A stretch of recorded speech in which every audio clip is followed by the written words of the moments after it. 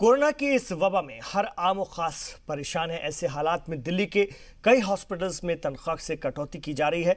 Medical staff की salary में 10% से लेकर 40% तक की कटौती की गई है। अस्पताल इंतजामिया के इस फैसले से डॉक्टर्स, नर्सेज और पैरामेडिकल स्टाफ के साथ ही बाकी तमाम स्टाफ परेशान है। दिल्ली के सबसे पुराने प्राइवेट अस्पताल सेंट स्टीफन हॉस्पिटल में काम करने वाले सभी लोगों की सैलरी में कटौती की गई है। हालांकि अस्पताल इंतजामिया ये भी कह रहा है कि ये सैलरी में कटौती नहीं है, अलबत्ता फौरी फैसला है। ये पैसे अस्पताल की हालत सुधरने पर मुलाजमीन को वापस दे दी जाएंगे। इसी तरह BL कपूर अस्पताल ने अपने उन कर्मचारियों की सैलरी में कटौती की है जिनकी माहाना सैलरी 1.5 लाख रुपए से ज्यादा है।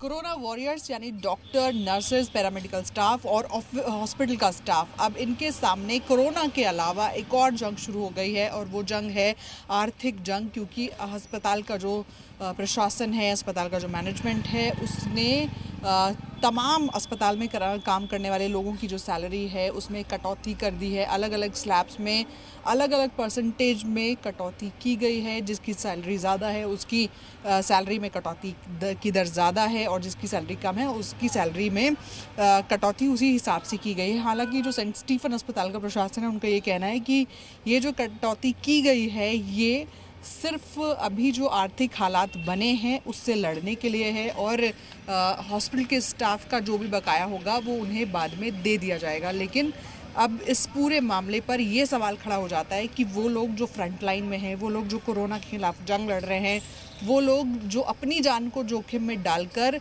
देश के लोगों की जान बचा रहे हैं, आखिर उनके सामने ऐसी समस्या क्यों खड़ी की जा रही है कि उनको फाइनेंशियल फ्रंट पर भी अब फाइट करना पड़ेगा। रूफी जैदी, जी मीडिया, दिल्ली।